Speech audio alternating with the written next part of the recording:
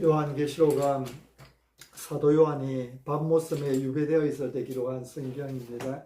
사도 요한은 에베소 교회에서 오랫동안 목회를 하다가 도미티안 황제의 박해를 받고 밤모라고 하는 섬에 유배를 당하게 되지요. 이때 하나님의 계시를 받아 요한계시록을 쓰게 되는데, 요한계시록은 핍박받고 박해받는 성도들을 위로하고 그들에게 힘과 소망을 주기 위해서 기록된 그런 성경입니다. 그래서 계시록을 읽으면 반복되어 나오는 표현이 뭐냐 하면 이기는 자는 하는 말씀입니다. 이기는 자는, 이기는 자는. 끝까지 믿음을 지키고 이기는 자에게 하나님께서 은혜를 주신다는 것이죠. 이기는 자에게 복을 준다는 것입니다. 여러분 항상 승리하며 사는 여러분이 되시기를 바랍니다.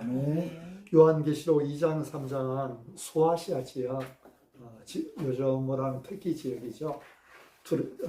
튀르키예입니까? 터키 지역, 소아시아 지역의 7교회에게 주시는 주님의 말씀입니다.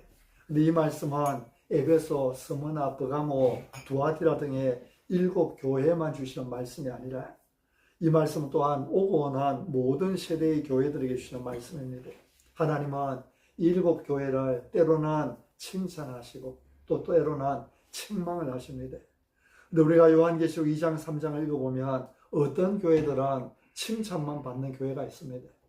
또 어떤 교회들은 칭찬과 책망을 겸하여서 받고 있습니다.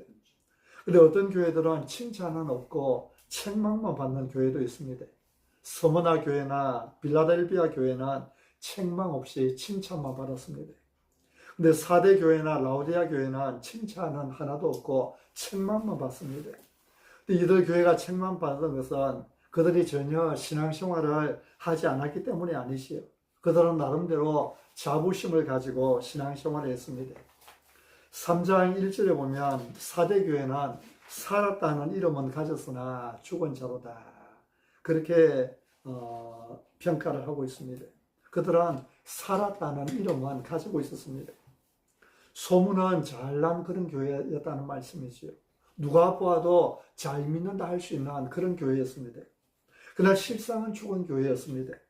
겉으로 보기에는 잘 나가는 교회 같았지만은 주님께서 보시기에는 그 속에 생명이 없는 죽은 교회였다는 것입니다. 라오디게아 교회 역시 마찬가지입니다. 라오디게아 교회 역시 나는 부자라 부요하여 부족한 것이 없다 이렇게 이야기를 합니다. 나는 부조다. 나는 부족한 건 없다. 그러나 주님은 그 교회를 향해서 너의 곤고한 것과 가련한 것과 가난한 것과 눈먼 것과 벌거벗은 것을 알지 못하는도다 이렇게 말씀합니다. 스스로 잘 믿는다 생각하고 교만해 있지만은 그러나 주님께서 보시기에는 어림도 없다는 것이지요. 사랑하는 성도 여러분, 주님께서 오늘 우리의 모습을 보신다면 뭐라고 말씀하실까요? 너 정말 좋은 성도다 칭찬해 주시겠습니까? 아니면 너 그래가지고는 아직 안 돼 책망하시겠습니까? 주님께서 우리 한 사람 한 사람을 보신다면 뭐라고 말씀하실까요? 과연 너 잘한다 칭찬해 주실까요? 아니면 너 그래가지고는 어림도 없어 책망하실까요?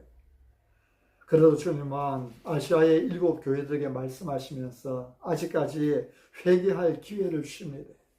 책망하시면서도 회개하라고 말씀하십니다. 회개하면 받아주시겠다는 말씀이지요. 회개하면 천국을 유업으로 주시겠다고 말씀하십니다. 아직도 기회를 주고 계시는 주님이십니다. 오늘 시간에 아시아의 7교회 중에서도 에베소 교회에 주시는 말씀을 통해서 함께 은혜를 나누기를 원합니다. 여러분, 에베소 교회에 말씀하시는 우리 주님은 어떤 분이십니까? 에베소 교회에 찾아오신 주님은 어떤 분이십니까? 첫째로 우리 주님은 계속해서 교회를 돌보고 계시는 주님이십니다. 우리 1절 말씀을 다시 한번 보시겠습니다. 1절 같이 한번 읽으시겠습니다. 1절 시작. 에베소 교회 사자에게 편지하라. 오른손에 있는 7별을 붙잡고 7 금초대 사이를 그리시는 이가 이것이되. 여러분 1절에서 우리 예수님을 소개할 때에 뭐라고 소개하고 있습니까? 오른손에 있는 7별을 붙잡고 7 금초대 사이를 그리시느니라 이렇게 말씀하고 있죠. 우리 예수님은 오른손에 있는 7별을 붙잡고 일곱 금초대 사이를 다니시던 분이십니다. 이게 무슨 말입니까?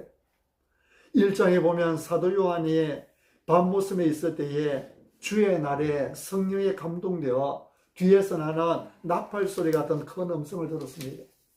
이에 요한이 그 음성을 알아보려고 뒤로 몸을 돌이킬 때에 일곱 금초대를 보았습니다. 촛대 사이에 예수님께서 계셨는데 그의 오른손에는 일곱 별을 가졌고 입에서는 좌우에 날선 금이 나오고 그 얼굴은 해가 힘있게 비치는 것 같았습니다. 요한이 이 모습을 보고 그의 발 앞에 엎드려 죽은 자 같이 되었는데요. 예수님께서 두려워하지 말라고 하시면서 20절에 보면 1장 20절에 보면 말씀합니다. 네가 본 것은 내 오른손에 일곱 별의 비밀과 또 일곱 금초대라. 일곱 별은 일곱 교회의 사자요 일곱 촛대는 일곱 교회니라. 일곱 별은 일곱 교회의 사자요 일곱 촛대는 일곱 교회니라.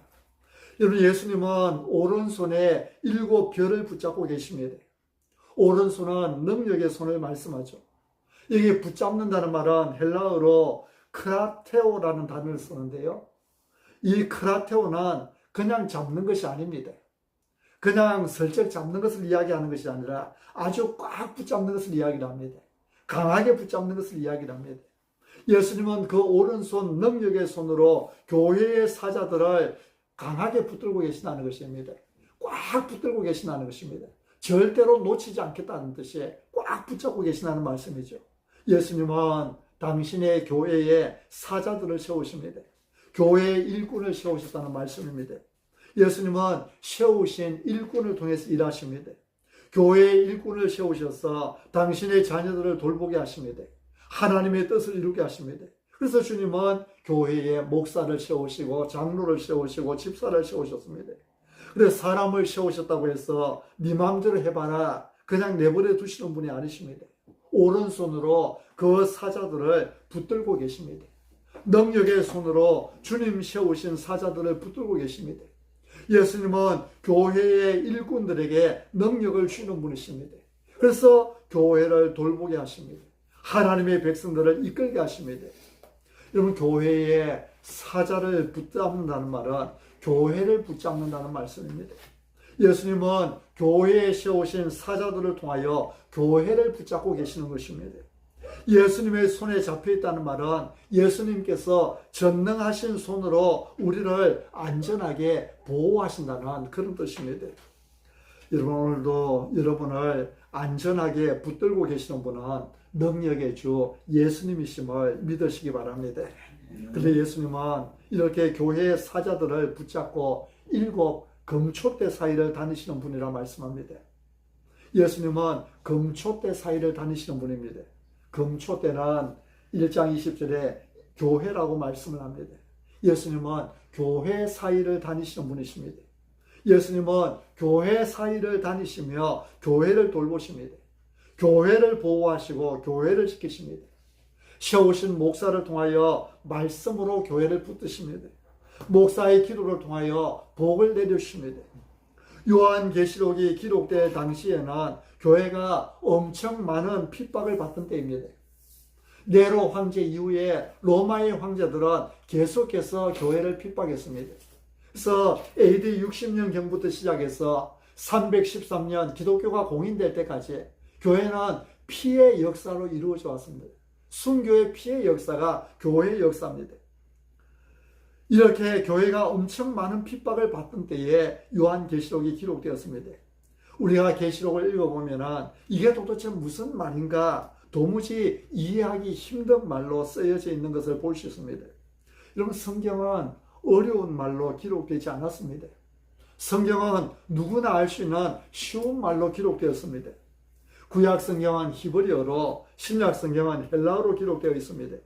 그런데 우리가 헬라어 성경을 보면은 그 기록된 언어가 헬라어 중에서도 코인의 헬라어라는 것으로 기록되어 있습니다. 코인의 헬라어. 이 코인의 헬라어가 뭐냐 하면은 이것은 그 당시 시장에서 사람들이 사용하던 언어입니다. 시장 사람들이 쓰는 언어입니다. 그러니까 당시 귀족들이 사용하던 고급 언어가 아니라 시장에서 일반적으로 사용하던 그런 말이었습니다. 못 배운 사람들이 쓰던 말이 코인의 언어입니다. 성경은 이렇게 쉬운 말로 쓰여졌습니다. 귀족들만이 사용하는 고급 언어가 아니라 누구든 알아들을 수 있는 아주 쉬운 말로 쓰여졌습니다. 근데 요한계시록을 보면은 뭐예요? 이건 도무지 무슨 뜻인지 알지도 못할 말들로 쓰여져 있습니다. 여러분 왜 그런지 아십니까? 많은 사람들이 이것은 그 당시 시대적인 배경 때문이었다고 생각합니다. 당시는 교회가 많은 박해를 받고 있던 시대입니다. 많은 그리스도인들이 불에 태워 죽어지고 사자의 밥이 되어 죽어가고 순교를 당하던 그런 시대였습니다. 그런데 이런 시대에 여러분 힘내세요. 로마는 곧 망할 것입니다. 황제는 망할 것입니다. 하나님께서 그렇게 하실 것입니다. 그렇게 하면은 이 성경이 어떻게 되겠습니까? 성경이 고생을 하게 되겠지요. 로마의 막강한 권력을 가진 그 황제가 로마는 망합니다, 황제는 망합니다는 그렇게 쓰여있는 성경을 그냥 놔둘 리가 없습니다. 그래서 성경은 요한계시록이 상징적인 말로 기록되게 된 것입니다. 요즘도 이렇게 하지요. 저 이슬람권이나 신앙의 자유가 허락되지 않는 나라에 가서 선교하는 선교사님들 보면요, 여권에 있는 이름과는 다른 이름을 사용을 합니다. 그래서 선교 보고를 해올 때에 여권에 있는 이름이 아닙니다. 다른 이름을 씁니다. 제가 신광교회 부목사로 있을 때 가르쳤던 청년도 지금 이슬람권의 선교사로 가 있는데요. 그 청년의 이름이 신영인데 신평안이라 그렇게 바꿔서 쓰고 있습니다. 그리고 이분들이 기도 편지 또는 선교 보고 편지를 보내올 때도 상징적인 언어들을 쓰고 있습니다. 이름을 감추어서 자기 신분을 감출 뿐만 아니라 그 보고서에도 내가 선교하기 위해서 여기 왔다는 것을 전혀 드러내지 않습니다. 교회를 회사라고 씁니다. 목사를 사장님이나 선생님이라고 씁니다. 기도해 주세요를 손 모아 주세요 그렇게 씁니다. 그 외에도 초성만 씁니다. 할렐루야 하면 희열, 이열, 이열, 이영해서 그러면 우리가 그 문맥 속에서 유추해서 보고 이런 뜻이구나 알게 되는 것이죠. 요한계시록에도 이런 여러 가지 상징적인 말이 많이 쓰인 것은 그 시대가 그만큼 많은 핍박을 받고 있던 시대임을 말씀하고 있는 것입니다. 그런데 여러분 이런 시대에 주님께서 어떻게 하신다고요? 주님은 교회 사이를 다니시는 분이십니다. 예수님은 교회 사이를 다니시는 분이십니다. 교회 사이를 다니면서 핍박받고 있는 성도들을 위로하시고 또 보호하시고 돌보아주시는 분이십니다. 여러분이 개개인은 하나님의 교회입니다. 여러분은 예수님의 피로 값주고 산 하나님의 교회입니다. 예수님을 믿는 한 사람 한 사람이 교회입니다. 예수님은 여러분 사이사이를 다니신다는 것이죠. 예수님은 우리 교회에 찾아오셔서 여러분이 앉아있는 사이사이를 다니시는 분이십니다. 여러분이 세상에 흩어져서 주님 이름으로 살아갈 때에 주님은 여러분 사이를 다니시면서 여러분을 돌보시고 보호해 주시는 분이십니다. 주님은 또한 교회인 여러분의 마음속에 다니시는 분이십니다. 여러분의 심령에 찾아오셔서 함께 하시며 돌보시며 평안을 주시고 기쁨을 주시는 분이십니다. 사랑하는 성도 여러분, 여러분은 예수님께서 돌보고 계시는 검초대이십니다. 여러분은 예수님께서 보호하고 계시는 검초대입니다. 예수님은 요한계시록에 나오는 7 교회들 사이를 움직이셨던 것과 마찬가지로 우리의 더 풍성한 교회 사이로 움직이십니다. 예수님은 이렇게 우리 사이를 다니시면서 어떤 것들은 칭찬하시고 또 어떤 것들은 나무랄 것입니다. 하나님의 뜻에 따르는 것들은 축복하시고 그렇지 않은 것들은 징계하십니다. 저는 여러분 한 사람 한 사람이 예수님께서 돌보시는 검초대로서 그 아름다움을 잃지 않고 살아갈 수 있기를 바랍니다. 아멘. 두 번째로 우리는 본문에서 우리의 모든 수고와 인내를 알고 계시는 예수님을 만날 수 있습니다. 우리 2절 3절을 같이 읽으시겠습니다. 2절 3절 같이 시작. 내가 네 행위와 수고와 네 인내를 알고 또 악한 자들을 용납하지 아니한 것과 자칭 사도라 하되 아닌 자들을 시험하여 그의 거짓된 것을 내가 드러낸 것과 또 너가 참고 내 이름을 위하여 견디고 게으르지 아니한 것을 아노라. 여러분, 예수님께서 내가 안다고 하셨습니다. 내가 너의 행위와 수고와 너 인내를 알고 또 네가 참고 내 이름을 위하여 견디고 게으르지 아니한 것을 아노라. 알고 아노라 했습니다. 예수님께서 아신다는 것이지요. 여러분, 예수님은 알고 계십니다. 여러분을 금초대로 삼으시고 여러분을 돌보고 계시는 예수님은 여러분의 모든 행위와 수고를 알고 계십니다. 여러분의 모든 인내를 알고 계십니다. 여러분, 아무도 모른다고 생각하지 마십시오. 주님은 다 알고 계십니다. 여러분의 남몰래 흘리는 눈물을 주님은 다 알고 계십니다. 여러분의 헌신과 수고를 주님은 다 알고 계십니다. 여러분, 남몰래 교회를 위해 기도하는 것 주님께서 다 알고 계십니다. 우리는 자꾸 누군가에게 보이려고 합니다. 누군가가 나를 알아줬으면 합니다. 아무도 알아주지 않을 때 섭섭해하고 서운해하고 시험에 들고 그렇습니다. 그런데 우리 예수님은 뭐라고 말씀합니까?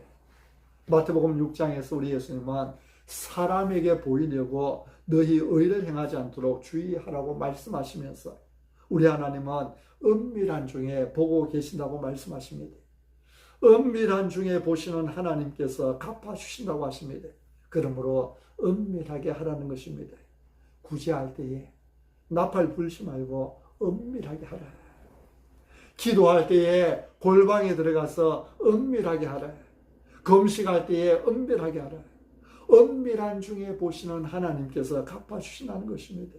하나님은 은밀한 중에 보신다는 것이죠. 안 보는 것 같아도 다 보고 계신다는 것입니다. 여러분, 아십니다. 주님은 다 알고 계십니다. 다 보고 계십니다.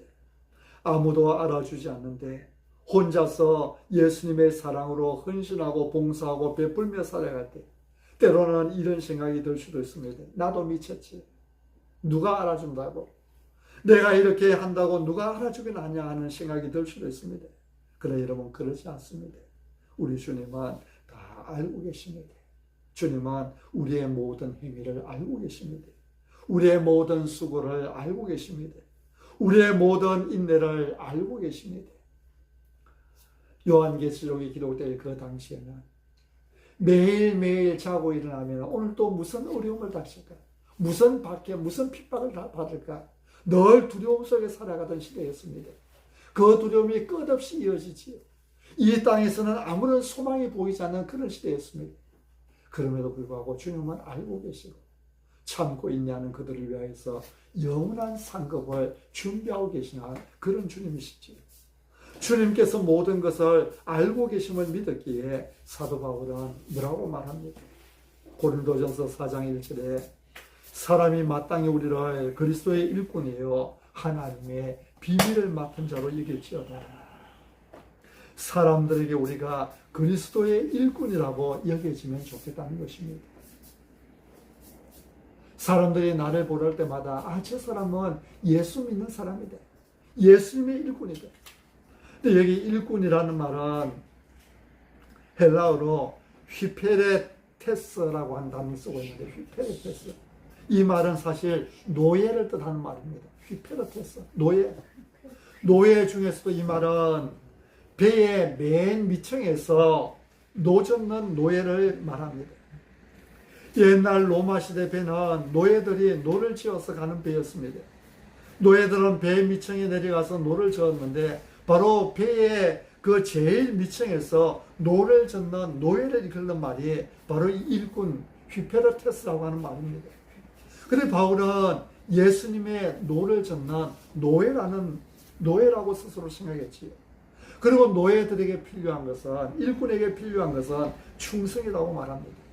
노예가 할 일은 충성스럽게 노를 젓는 일입니다. 근데 고린도전서 4장 3절에 보면 바울은 이어서 이렇게 말합니다. 너희에게나 다른 사람에게나 판단받는 것이 내게는 매우 작은 일이라. 나도 나를 판단하지 아니하노니. 너희에게나 다른 사람에게나 판단받는 것이 내게는 매우 작은 일이라. 나는 사람들이 내게 뭐라고 말하는지에는 신경 쓰지 않겠다는 것입니다. 사람들이 칭찬하는 말이나 욕하는 말은 내게 그다지 중요하지 않다는 것이지요. 심지어 나도 나를 판단하지 않겠다 말씀합니다. 나도 결국은 나에 대한 편견을 가지고 나를 판단하게 되어 있으니 내 판단도 믿을 수 없다는 것이지요. 다만 나를 판단하실 분은 오직 주님뿐임을 고백합니다. 여러분, 우리를 판단하실 분은 주님이십니다. 주님만이 나를 바로 알고 계시기 때문입니다. 주님은 내 행위를 아시고 무슨 동기로 그렇게 했는지 우리의 동기까지 아시는 분이십니다. 따라서 우리는 사람의 판단이 아니라 주님의 판단을 바라보며 살아야 합니다. 주님께 칭찬 듣기를 소망하며 살아야 하는 것입니다. 여러분, 주님께서 안다고 하실 때에 2절에 네 인내를 안다고 하십니다. 3절에 참는 것을 안다고 하십니다. 예수님 이름을 위하여 견디는 것을 안다고 하십니다. 인내, 참고 견디는 것 다 비슷한 말이지요. 인내, 참고 견디는 것. 우리가 하나님을 믿고 살아갈 때에 참아야 되는 것이 많습니다. 인내하고 견뎌야 하는 일들이 많이 있습니다. 때로는 가난도 참아야 합니다. 서럽고 억울한 일도 참아야 합니다. 병들고 아픈 것도 참아야 합니다. 그런데 이렇게 참고 견디고 인내할 때에 우리 주님께서 그 모든 것을 다 알고 계신다는 것이죠. 때가 되면 갚아주시라는 말씀입니다. 주님께서 내 모든 행위와 수고와 인내를 아신다는 사실을 기억하면서 여러분 더욱 소망 가운데 열심히 주님 위해 헌신하는 여러분이 되시기 바랍니다. 아멘. 세 번째로 본문에서 우리는 처음 사랑을 찾으시는 예수님을 만날 수 있습니다. 처음 사랑을 찾으시는 예수님. 4절 말씀을 보십시오. 우리 4절도 함께 읽으시겠습니다. 그러나 너를 책망할 것이 있나니 너의 처음 사랑을 버렸느니라. 아멘. 에베소 교회가 주님 앞에 많이 수고하고 많이 인내하며 주님 이름 위에 참았지만은 그러나 한 가지 책망할 것이 있다고 말씀합니다. 바로 처음 사랑을 버렸다는 것이죠. 처음 사랑은 두 가지 의미가 있습니다. 첫째는 시간적인 의미입니다. 처음 믿을 때 가졌던 그 사랑을 말하죠. 그리고 또 하나는 순서적인 의미입니다. 첫 번째 사랑을 말합니다. 가장 사랑하는 것을 말합니다. 주님은 지금 너희가 처음 믿을 때 가졌던 그 사랑을 버렸다고 책망하고 있는 것입니다. 주님을 제일 사랑하는 그 사랑을 버렸다고 책망하는 것이죠. 사랑하는 성도 여러분, 여러분은 처음 믿을 때 그 사랑을 그대로 가지고 신앙생활하고 있습니까? 우리가 처음 믿을 때는 얼마나 좋았습니까? 하나님께서 나를 사랑하신다. 예수님께서 나를 위해 죽으셨다. 예수님 믿고 내가 구원받았다. 하나님께서 내 아버지가 되신다. 나는 이제 천국 백성이 되었다. 우리를 향한 주님의 그 놀라운 사랑을 생각할 때에 예수 믿고 우리가 얻은 그 좋은 영적 지위를 생각할 때에 정말 얼마나 기쁘고 좋았었습니까? 어떤 분은 결혼하기 전에 남편을 만나서 처음으로 사랑한다는 말을 듣고 프로포즈를 받았을 때 너무 감격해서 밤에 잠이 오지 않았다고 말합니다.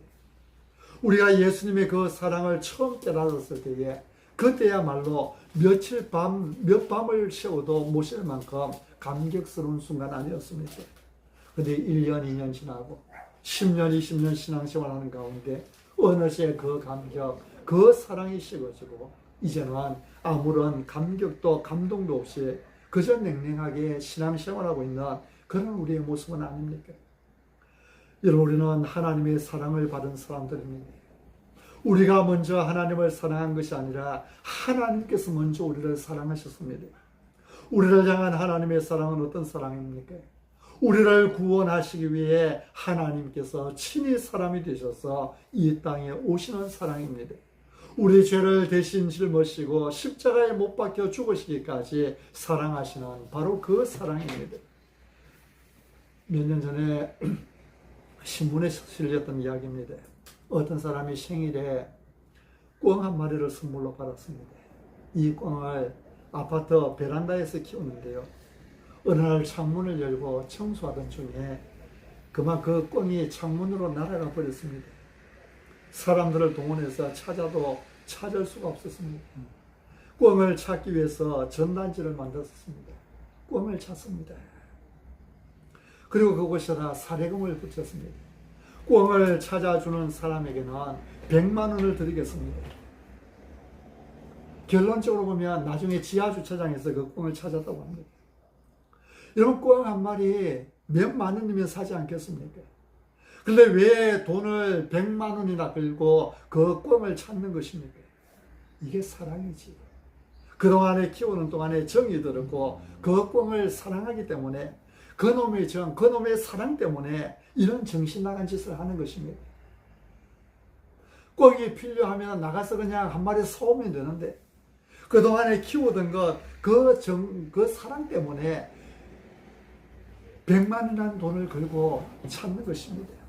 여러분, 하나님께서 왜 하늘 영광 버리고 이 땅에 오셨습니까?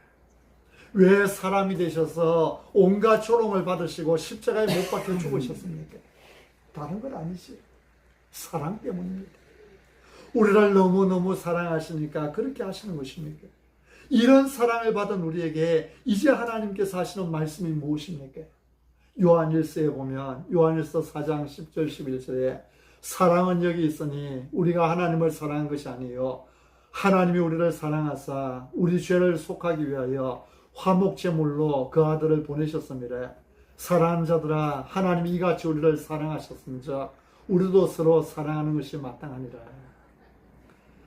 사랑하는 성도 여러분, 하나님은 에베소 교회가 처음 사랑을 버렸다고 책망하십니다. 처음 사랑을 잃어버린 에베소 교회를 바라볼 때 우리 주님의 마음이 너무 아프다는 것이지. 주님은 우리가 처음 사랑을 계속 간직하며 살기를 원하십니다. 하나님을 향한 그 사랑, 형제 자매를 향한 그 사랑, 이웃을 향한 그 사랑, 믿음의 사람들이 하나님께 배운 그 사랑을 가지고 계속 살아가기를 원하시는 것이지요. 여러분 안에는 이 사랑이 있습니까? 하나님을 향한 사랑과 감격이 여러분의 가슴에 아직도 불타오르고 있습니까? 주님께 받은 그 사랑을 서로 나누고 싶은 그 열정이 여러분에게 여전히 남아 있습니까? 에베소 교회는 그 사랑을 잃어버렸습니다. 오늘 에베소 교회에 주시는 말씀을 통해 우리 예수님이 어떤 분이신지 살펴보았습니다. 예수님은 7별을 붙잡고 7 금초대 사이를 다니시는 분이십니다. 능력의 손으로 교회를 붙잡고 주의 백성들을 보호해 주시는 분이십니다. 예수님은 우리의 모든 수고와 인내를 알고 계시는 분이십니다. 우리가 세상의 모든 힘든 일을 참고 견디며 믿음을 지켜나갈 때 우리 주님은 다 알고 계십니다. 이제 우리 예수님께서 원하시는 것은 우리가 처음 사랑을 다시 회복하여 살아가는 것입니다. 여러분 모두가 주님께 받은 그 사랑을 항상 기억하며 처음 사랑을 가지고 살아가는 사랑의 사람이 다 되실 수 있기를 바랍니다. 아멘.